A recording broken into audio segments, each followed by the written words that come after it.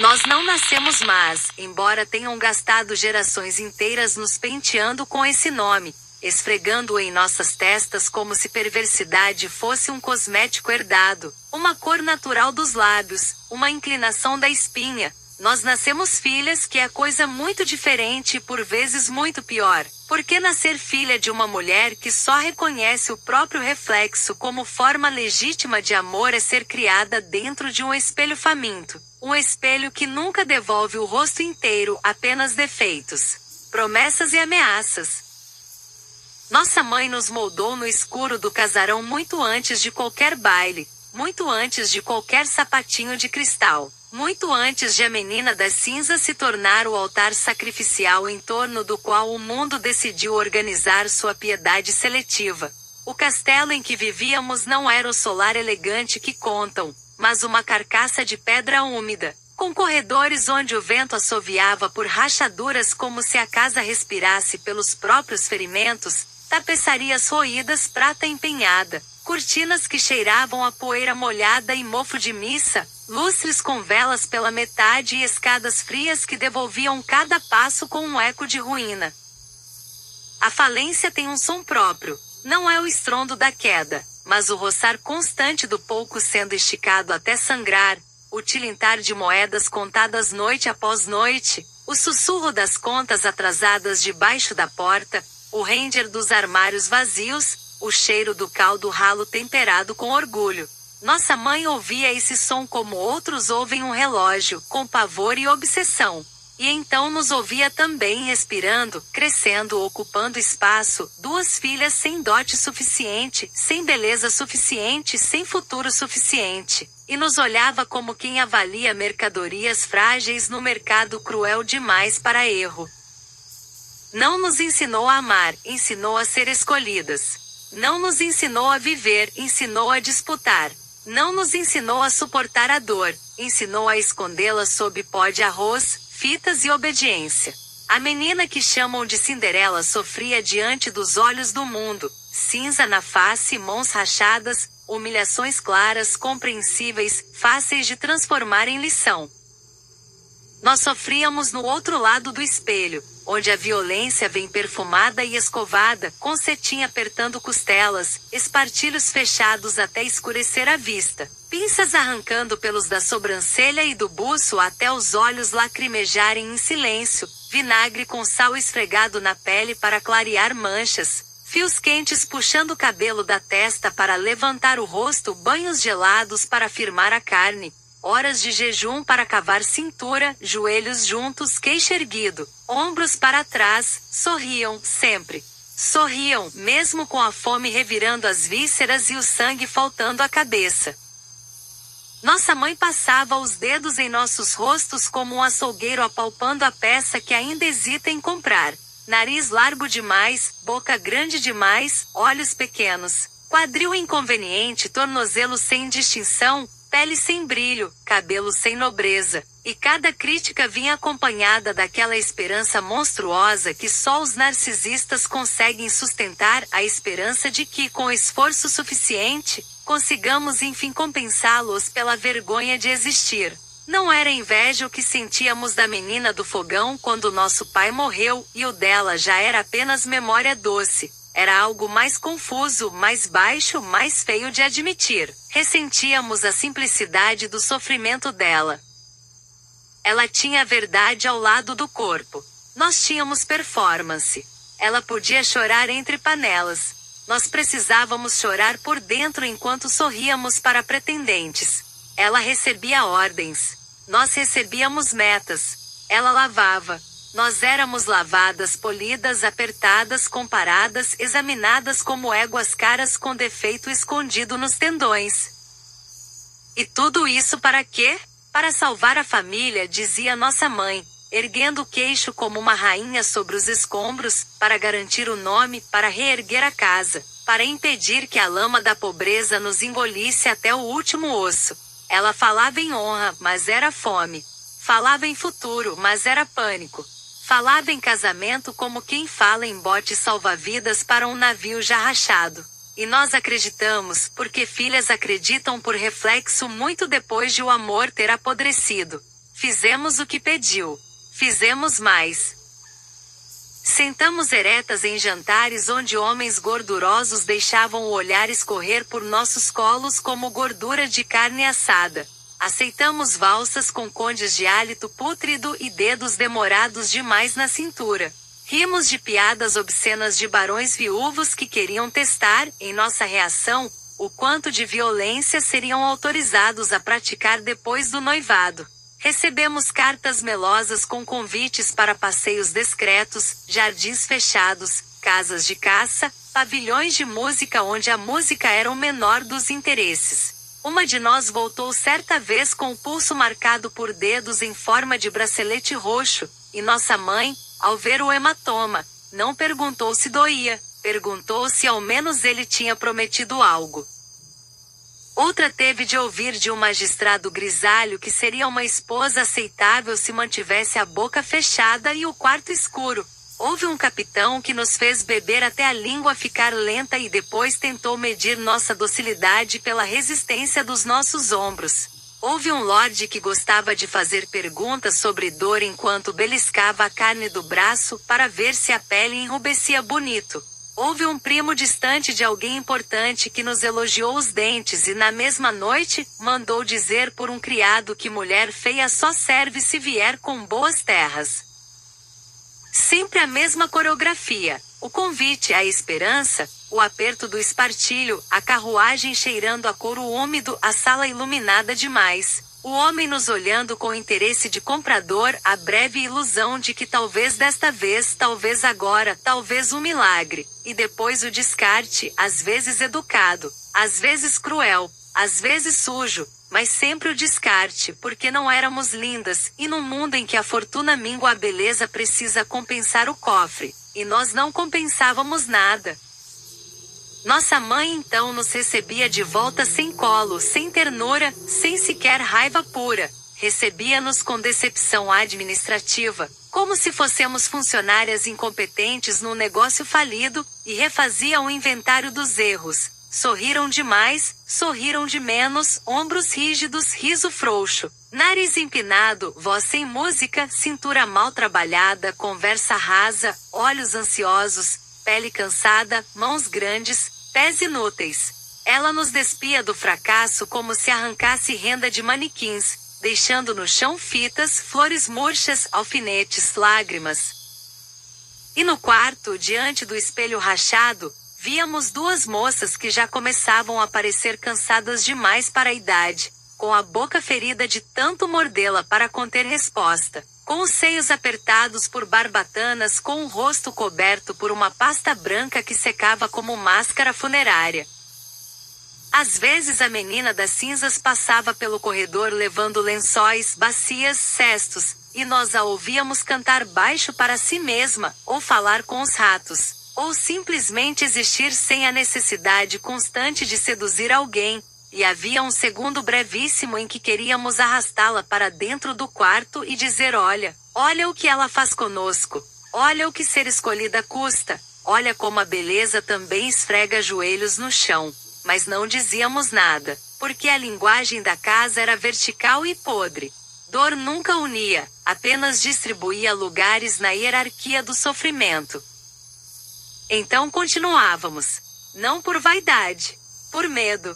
Havia meses em que já não se pagava a lenha inteira, em que os criados sumiam um a um, em que a prataria desaparecia discretamente, peça por peça, vendida nas costas do nome da família. Havia credores demais, ameaças demais, e nossa mãe começou a falar, em certas noites, de convento, de serviço, de depender da caridade alheia, e o horror em sua voz fazia essas palavras parecerem piores que morte.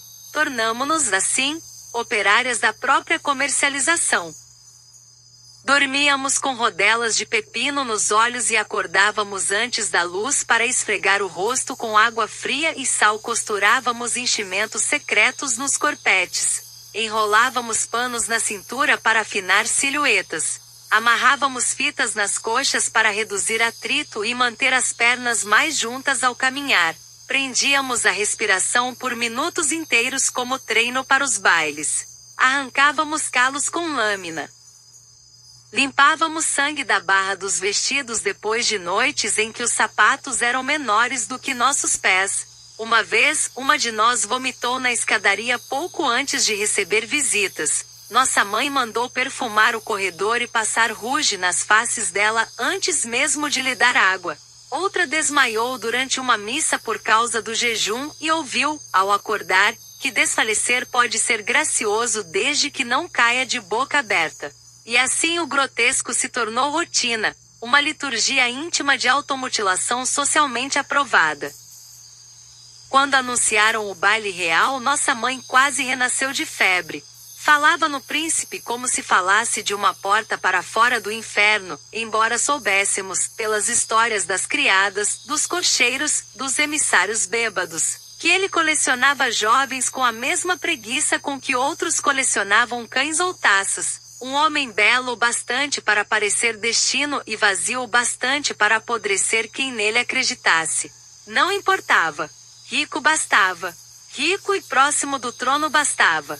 Se uma de nós conseguisse, a casa viveria. Era isso que ela repetia enquanto nos media para vestidos novos pagos com o último crédito do nome, enquanto mandava reformar joias velhas, enquanto nos obrigava a sorrir diante do espelho até doer o maxilar. Passamos semanas nesse transe. Cinderela costurava, limpava, carregava água, e sim, era explorada, sim, era humilhada. Mas quando pensamos nisso agora não lembramos de superioridade. Lembramos do quarto onde passávamos a linha encerada entre os dentes para depilar o rosto, do cheiro da cera quente, do sangue fino nas canelas, da mãe segurando nosso queixo e dizendo que beleza é disciplina, que as mulheres pobres morrem 2 vezes, primeiro quando perdem a juventude e depois quando perdem o valor de troca. No baile nenhum milagre nos escolheu. Houve olhares, claro, sempre há, porque homens ricos examinam tudo que pode ser possuído, mas seus olhares não paravam com respeito, só com cálculo. Uma de nós dançou com um duque que pressionava os dedos no cós do vestido como se procurasse a espessura da gordura sob o tecido. A outra conversou com um sobrinho do tesoureiro real que cheirava a anis e falência moral e que no fim da noite, sussurrou que gostava de moças obedientes e silenciosas, mas não de rostos comuns. Ainda assim teria sido apenas mais uma humilhação gerenciável se não fosse ela, a menina coberta de luz emprestada, descendo as escadas como uma mentira perfeita. Todos falam da nossa inveja, mas isso é preguiça narrativa. O que sentimos ao vê-la foi terror. Terror puro, no congelante, porque reconhecemos de imediato o que nossa mãe reconheceu um segundo depois. Não importavam mais nossas dores, nossas dietas, nossos ossos apertados, nossas noites entregues a velhos lascivos e promessas porcas. A mercadoria ideal havia surgido no mercado no pior momento possível, e ela era jovem, delicada, luminosa, com a aparência exata que perdoa a pobreza e transforma a miséria em encanto. Não a odiamos por ser bela. Odiamos o fato de que, ao lado dela, todo o nosso sofrimento deixava de ser investimento e virava desperdício. Quando o príncipe a escolheu com o corpo inteiro, com aquele tipo de atenção masculina que parece bênção até se tornar coleira, soubemos, mesmo antes do sapatinho, que algo em nós morrera de modo definitivo. Depois veio a busca, a mentira institucionalizada de que um pé delicado prova essência, linhagem, merecimento. Nossa mãe enlouqueceu de vez. Fez-nos mergulhar os pés em água gelada, amarrar fitas para conter inchaço, esmagar os dedos uns contra os outros dentro do cristal. Em algumas versões, dizem que cortamos pedaços dos pés para caber. Talvez esperem que isso nos torne monstruosas o bastante para justificar o resto. A verdade é menos limpa. A ideia surgiu, sim, pairou no quarto como mosca sobre carne, e nossa mãe a considerou com olhos tão serenos que até hoje sonhamos com essa serenidade. Um dedo é menor que a fome, ela murmurou. Um calcanhar vale menos que uma casa.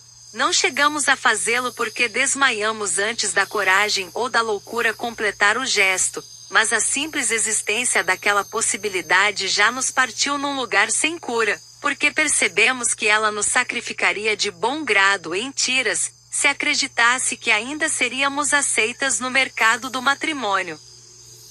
Quando a menina provou o sapato e a casa inteira pareceu inclinar-se para ela, não choramos de inveja. Choramos de exaustão. Choramos pelo esforço inútil. Choramos porque compreendemos tarde demais que nossa mãe nunca pretendeu salvar a família. Pretendia salvar a própria imagem de mulher que produz filhas desejáveis. Nós éramos espelhos que falharam em refletir o narcisismo dela com a nitidez exigida. E depois disso vieram as versões mais silenciosas da ruína. A menina tornou-se princesa ou rainha em algum futuro, e todos acharam que a história terminava ali, com um castigo moral bem distribuído sobre nossas cabeças, como se bastasse não sermos escolhidas para que a justiça estivesse satisfeita. Mas continuamos vivas, e é aí que a fábula mostra sua crueldade mais sofisticada: sobreviver sem utilidade. Nossa mãe murchou sem se tornar menor. Narcisistas não encolhem, apodrecem para dentro, intoxicando o ar ao redor. Passou a olhar para nós como se fossemos retratos mal pintados de um projeto que falhou, e nós, já envelhecendo cedo, com as primeiras linhas marcadas não pelo tempo nobre, mas pelo aperto constante de maxilares e olhos diante do espelho, ainda tentamos. Aceitamos propostas mais baixas, mais indecentes, mais urgentes. Homens casados, velhos ricos, comerciantes que gostavam de testar crueldade em segredo. Um deles fazia uma de nós ajoelhar sobre grãos secos de milho, enquanto recitava elogios à sua devoção. Outro queria morder os ombros até deixar semicírculos roxos que levavam dias a amarelar. Outro pagava por mechas de cabelo, por cartas íntimas, por promessas de noivado que nunca saíam do quarto fechado, onde ele nos chamava de feias com delicadeza suficiente para que o insulto parecesse técnica de adestramento. Voltávamos para o casarão com bolsas de moedas pequenas e o corpo cheio de ausências. E ainda assim levávamos pão, lenha, remendo, velas. Ainda assim adiávamos a fome. Isso também era salvar a família, embora ninguém escreva poemas sobre isso. No fim, nossa mãe morreu sem jamais nos pedir perdão, o que talvez seja coerente. Pessoas como ela não reconhecem cadáveres quando ainda estão respirando diante delas. Enterramo-la com o pouco que restava de honra e pano preto. Ficamos sozinhas na casa escura, duas mulheres que o mundo já havia decidido chamar de feias, cruéis e secundárias, e durante algum tempo quase houve paz, uma paz horrível, feita de eco, goteira e comida pouca, mas uma paz sem avaliação constante. Foi então que começamos a nos olhar de verdade. Não no espelho, mas uma à outra. Vimos as marcas. Os joelhos engrossados pelo esforço de permanecer bela. Os dedos tortos de tanto apertar sapatos. As cicatrizes finas onde o corpete rompeu a pele. O olhar que sempre corria primeiro para o defeito antes de tocar qualquer ternura. Vimos que havíamos vivido numa espécie de bordel cerimonial disfarçado de educação feminina. Vimos que a menina das cinzas, por mais que tivesse sofrido sob ordens domésticas, escapara por um fio de um destino não menos podre, o de ser preparada para agradar homens violentos até que um deles a reclamasse como posse. Não a odiamos mais, se é que alguma vez odiamos. Odiamos o mercado inteiro, o castelo, o baile, o sapatinho, o espelho, a boca de nossa mãe repetindo perfeição como quem diz oração. E no entanto, isso não nos libertou. Há feridas que, quando você enfim entende, já moldaram toda a carne ao redor.